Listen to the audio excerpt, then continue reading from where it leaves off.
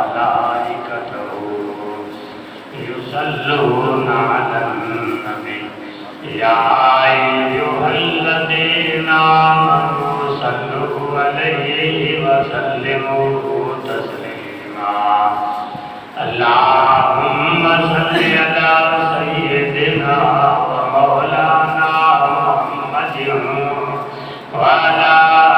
آل سيدنا ومولانا محمد وبارك وسلم عليه الصلاة والسلام عليك يا رسول الله الصلاة والسلام عليك يا حبيب الله الصلاة والسلام عليك يا رحمة للعالمين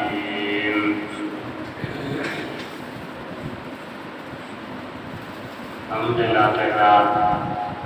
اللہ رب العزت کے دربار میں پیش کرنے کے بعد درود بازات سید الوجود آقا نامدار محمد مصطفیٰ صلی اللہ تعالیٰ علیہ وسلم کے دربار میں پیش کرنے کے بعد اللہ رب العزت کے پاک کلام میں سے جو آیات مبارکہ تلاوت کی جائے اس آیات میں اللہ رب العزت نے اہل بیت کا ذکر فرمایا ہے جس کو پانچ تن کہا جاتا ہے کیونکہ آج ذوالحجہ کی 25 تاریخ ہے 5 دن کے بعد محرم شریف کا مہینہ شروع ہو جائے گا جس کے اندر حضرت امام حسین رضی اللہ تعالیٰ عنہ کی شہادت ہے اللہ رب العزت نے فرمایا کہ انما یرید اللہ لیذھب عنکم الرجس اہل البیت ویطہرکم تطہیرا اے محبوب کہ جس طرح آپ کی چادر مبارک پاک ہے اور بے داغ ہے اس کے اندر کوئی داغ نہیں ہے اسی طرح تیرے اہل بیت کے اندر بھی کوئی داغ نہیں وہ بھی اسی طرح بے عیب اور پاک و صاف اس آیات مبارکہ کا شان نزول یہ ہے کہ ایک دن پیارے محبوب صلی اللہ تعالی علیہ وسلم آپ نے چادر مبارک بچھائی آپ بھی اس کے اوپر تشریف فرما ہوئے اور حضرت علی المرتضیٰ رضی اللہ تعالی عنہ آئے آپ کو اس چادر میں بٹھا دیا حسنین کریمین دونوں بھائی آئے تو آپ نے ان کو بھی اس چادر میں بٹھا دیا حضرت بی بی فاطمہ الزہرا رضی اللہ تعالی عنہ تشریف لائی تو آپ کو بھی اس چادر میں بٹھا دیا جب چادر میں بیٹھ گئے تو اللہ رب العزت نے فرمایا کہ انما یرید اللہ لیذھب عنکم الرجس اہل البیت ویطہرکم تطہیرا کہ اے محبوب کہ جن کو آپ کی چادر پر آپ نے جن کو اپنی چادر میں بٹھایا ہے جس طرح یہ چادر پاک ہے اسی طرح یہ پنج تن بھی پاک ہے جو آدمی ان کے بارے میں گمان کرے گا یا پھر دل کے اندر کوئی خیال ایسا کرے گا تو اللہ رب العزت نے فرمایا کہ وہ جنت کے حقدار نہیں پیارے محبوب صلی اللہ علیہ وسلم نے فرمایا کہ میری لخت جگر حضرت فاطمہ الزہرا جنت میں عورتوں کی سردار ہے اور فرمایا کہ میرے حسین کریمین دونوں پھول یہ جنت کے نوجوانوں کے سردار ہیں اور ان کے پاس جائیں گے جن کو ٹکٹ ملے گی تو وہ جنت میں جائیں گے اگر ان کو ٹکٹ نہ ملی تو وہ جنت میں نہیں جائیں گے اور حضرت علامہ جلال الدین سیوطی رحمۃ اللہ تعالی علیہ وسلم نے فرمایا کہ جب قیامت والے دن سارے لوگ حساب و کتاب دے کر حوض کوثر پہ جائیں گے وہاں سے حوض کوثر پی کر جنت کے یعنی حکم مل جائے گا کہ تم جنت میں جاؤ جب وہ صراط میں جائیں گے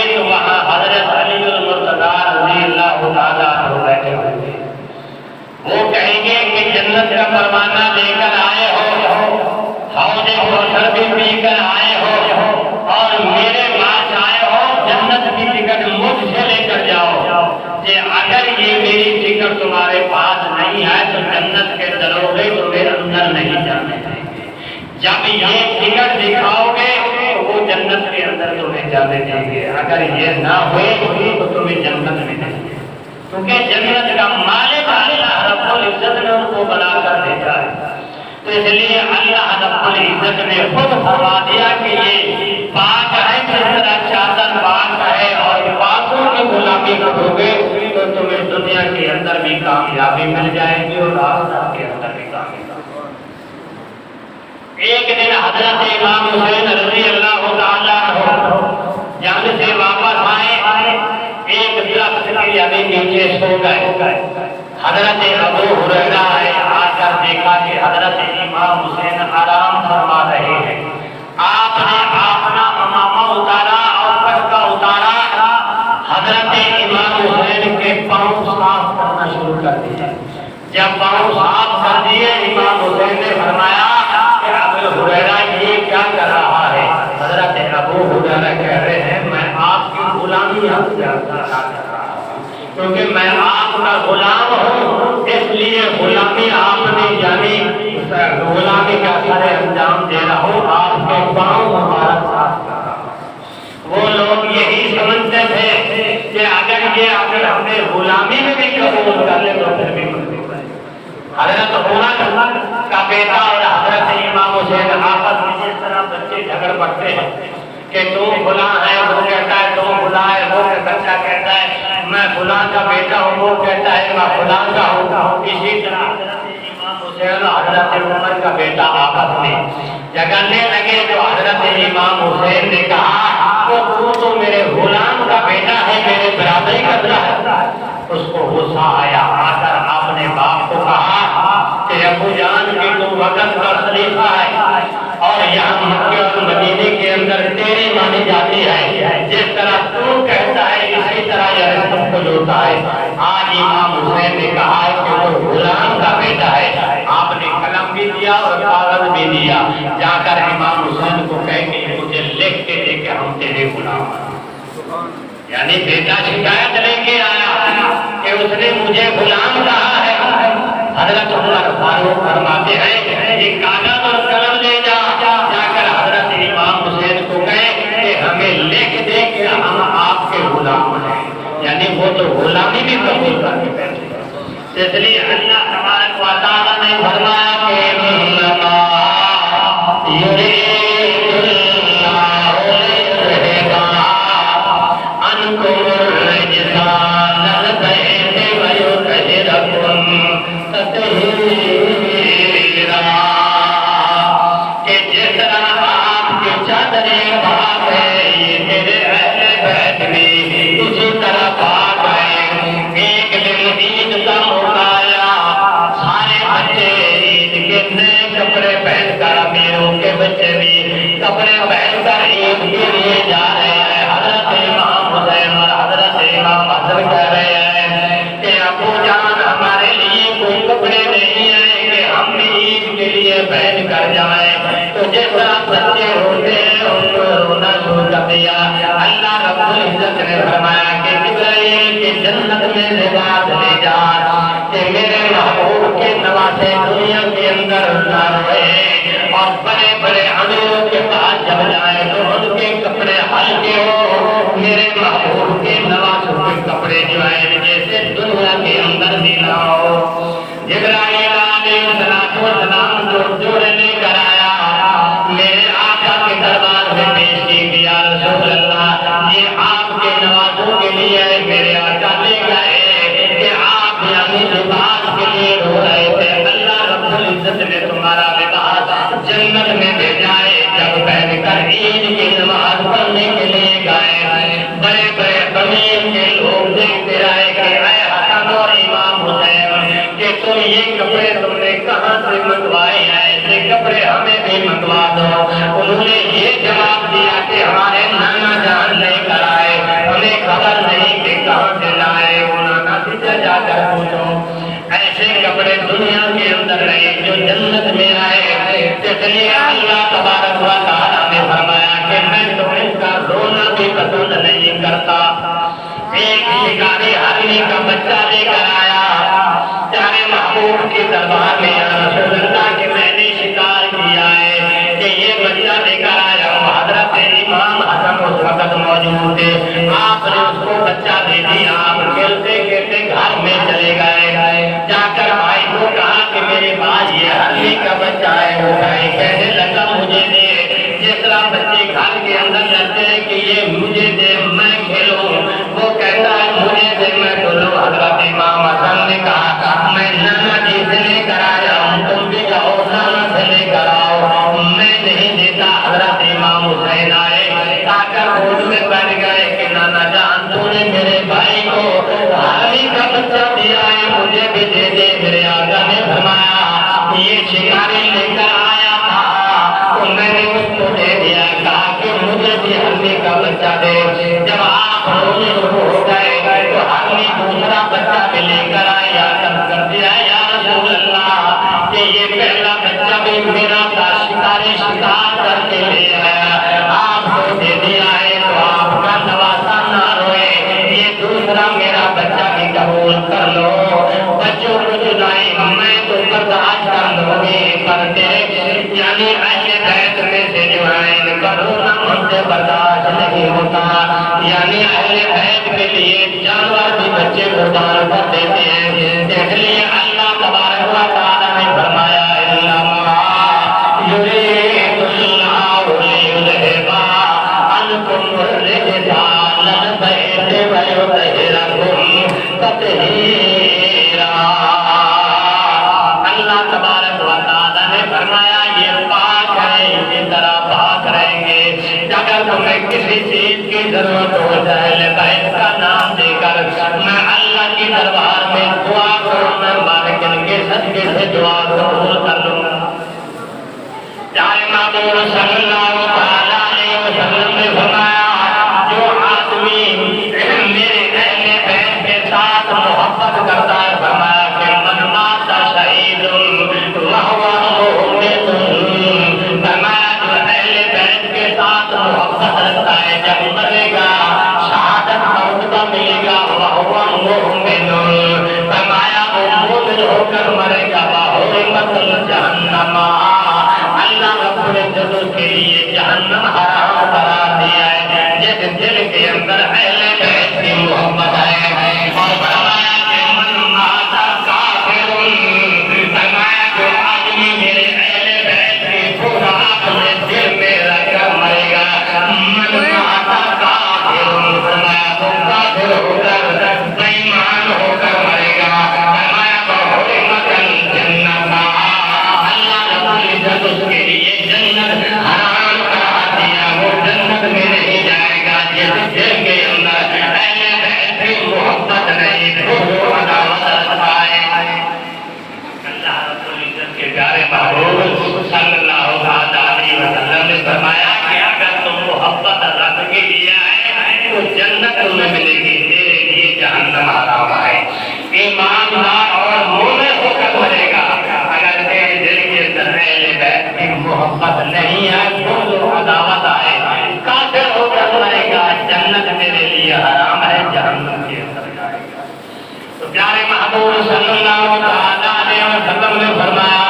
الحسین منی وانا حسین، فرمایا حسین مجھ میں ہے، میں حسین میں ہوں، حسین جو قرب مانگتا ہے اللہ رب العزت اسی وقت عطا کرتا ہے، تو اس لیے میں اپنی تکلیف کو برداشت کر لیتا ہوں اور حسنین کریمین کی تکلیف برداشت نہیں کرتا۔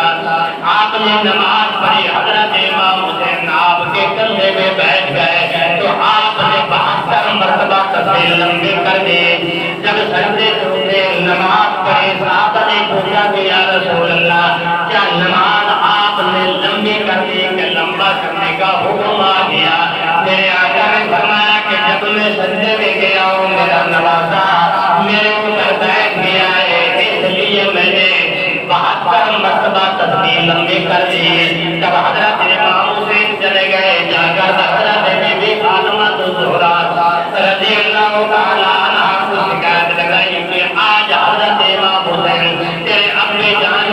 جناب ایک قدم پر بدن پر بیٹھ گئے. آپ نے نماز لمبی کر دی. آپ نے غصے سے حضرت امام حسین کی طرف دیکھا تو حضرت امام حسین کہنے لگے کہ امی جان غصے سے نہ دے, میں تو نانا سے سودا کر کے آیا ہوں کہ نانا جان نے 72 مرتبہ تصدیق میدان کربلا کے اندر آپ نے جو وعدہ کیا تھا وہ پورا کرتے ہیں.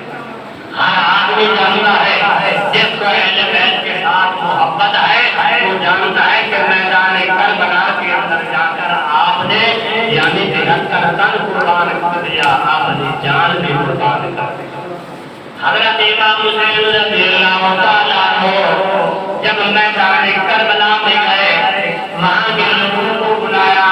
کر کہا کہ آؤ لوگوں میری طرف, تو فرمایا کہ یہ زمین کس آدمی کی ہے. لوگوں نے بتلایا کہ فلاں آدمی کی زمین ہے. آپ نے اس کو بلا کر کہا کہ اس زمین کی تو قیمت کتنی قیمت ہے. لوگ تو کہتے ہیں کہ وہاں جا کر قبرستان یا اہل بیت کے مزارات زمین ہے, وہ زمین کسی کی تھی نہیں, آپ نے اس کے پیسے ادا کیے. حضرت امام حسین نے اس کے پیسے ادا کیے. جب وہ زمین کا مالک آیا کہا کہ یا حضرت یہ جگہ میری ہے, تو آپ نے فرمایا کہ بول کتنے پیسے ہیں. تو اس نے کہا کہ 30,000 مجھے چاہیے. تو ایک یعنی میل کا ایک میل ایک میل کے برابر کی زمین کے آپ نے 30,000 روپیہ دیا. اس زمین کا زمین کے دینے کے بعد پھر آپ نے یہ کہا یہ 30,000 روپیہ کہ یہاں کے لوگ جو شہید ہوں گے ان کے کفن اور دفن کے لیے ان کو کفن لے کر دفن کرنے کے بعد فرمایا کہ یہ 30,000 لوگوں کو دفن کرنے کے لیے آئے, ان کے کھانے کا انتظام کریں. 90,000 آپ نے اس وقت میدان کربلا کے اندر تقسیم کیا.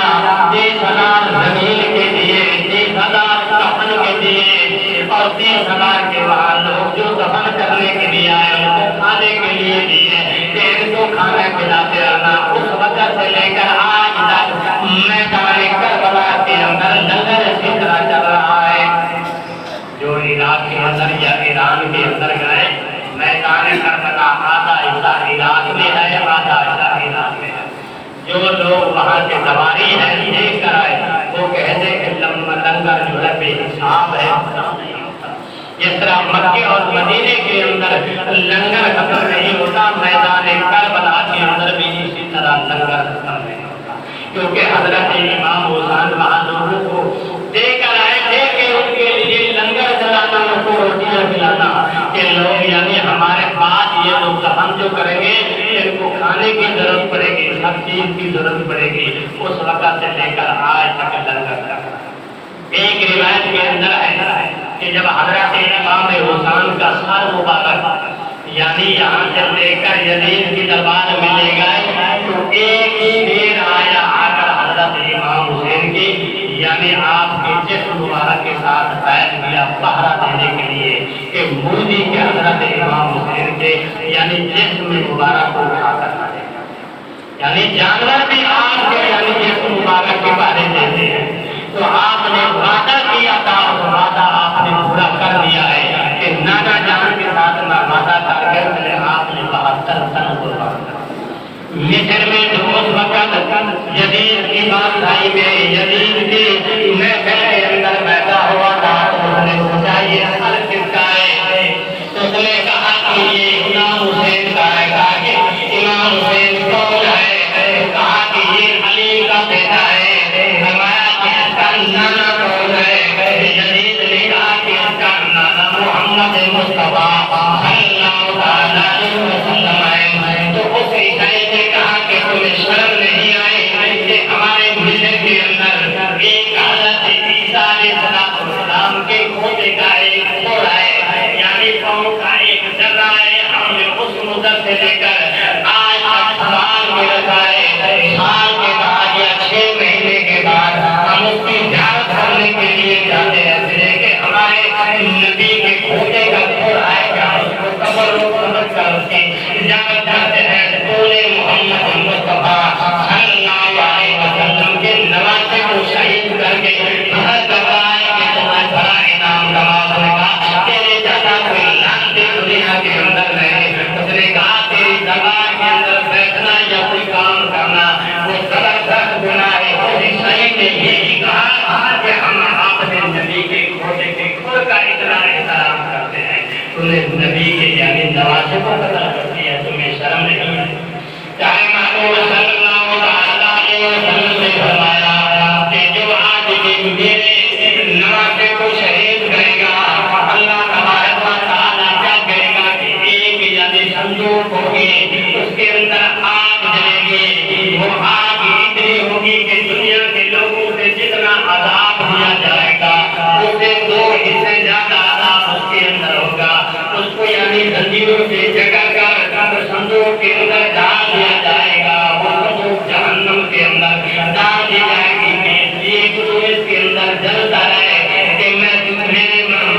محمد کریم کے نواسوں کو تو نے قتل کیا ہے، اسی وجہ سے یعنی اس کو عذاب دیا جائے گا۔ کچھ لوگوں کا اب تک بھی یہ نظریہ ہے کہ یزید کا مصور نہیں ہے، کہ یزید نے تو یہ کہا تھا کہ حضرت امام حسین کو گرفتار کر کے لے آؤ۔ اگلے لوگ جو تھے انہوں نے کہا کہ یہ جب آپس میں مل گئے تو یہ صلح ہو جائے گی، ہم اس کا یعنی سر اتار کے ہم یہ کہتے ہیں جب یزید کی دربار میں امام حسین کا سر مبارک کیا تو یزید نے روایت کے اندر آتا ہے جھاڑو بھائی اور منہ پہ سڑی ماری کہ تو میرا مقابلہ کرنے کے لیے آیا۔ دوسری روایت میں آتا ہے کہ ہاتھ کے جنوں پر یعنی جھولی ماری اور وہاں بھی یہ کہا کہ خدا کے منہ میں شرم نہیں آتی، ان جنوں کو تو میرا محبوب چھوٹا رہا ہے، کوئی آدمیاں یعنی ان جنوں کو تو میرا محبوب چھوٹا رہا ہے تو تمہیں یہاں پر دھولیاں مار رہے ہیں۔ میرے آقا آپ کے قدم مبارک کو پیا دیا کرتے تھے، صحابہ نے عرض کی یا رسول اللہ صلی اللہ علیہ وسلم اپنے بیٹوں کو یا نواسوں کو منہ پہ پیار دیتے ہیں، آپ قسم دے دیتے ہیں۔ میرے آقا نے فرمایا کہ وقت آئے گا یہ ظالم لوگ میرے بوجھی کہنے والے اپنے آپ کو ایک جگہ پر خنجر چلائیں گے، اس لیے میں اپنے نواسے کے یعنی گردن میں گھوسا دیتا ہوں، یہ جگہ مجھے پسند ہے کہ یہاں خنجر چلائیں گے۔ یزید قرآن کا حافظ تھا،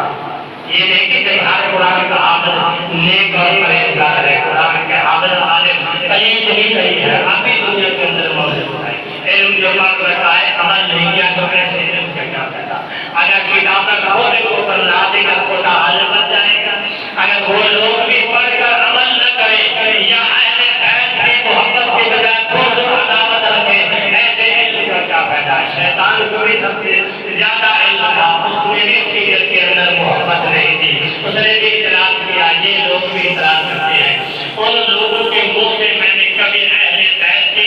یعنی اہل بیت کی تعریف نہیں سنی، نہ تو ان لوگوں نے یعنی کربلا کا کوئی واقعہ بیان کیا ہے، اس لیے ان کے دل کے اندر محبت نہیں ہے، بغض و عداوت ہے۔ تو میرے آقا نے فرمایا کہ جس نے میرے اہل بیت کے ساتھ محبت رکھی